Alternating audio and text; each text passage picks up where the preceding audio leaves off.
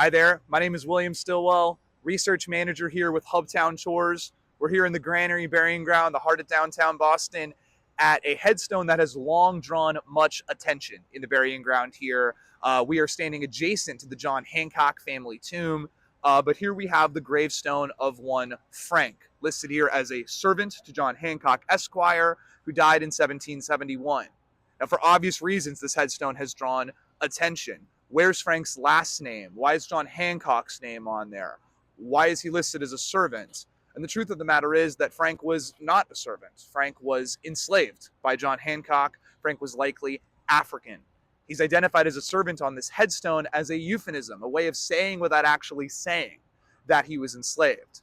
And while this headstone has long drawn attention to the burying ground, not much is known about the life of Frank.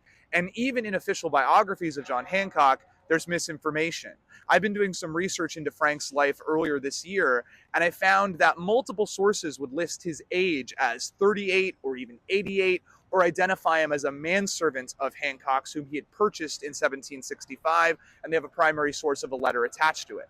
But I also found primary sources that said that Frank was 8 years old, which wouldn't match. Unfortunately, the headstone had sunk down into the ground, and so earlier this year, I took it upon myself. I pushed out some of the earth out of the way to reveal Frank's age as 8, meaning he was not that manservant that he's often identified as.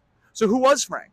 Unfortunately, this is basically where the record stops and ends. Outside of a baptismal record at Hancock's church, this is basically all we know about Frank's life.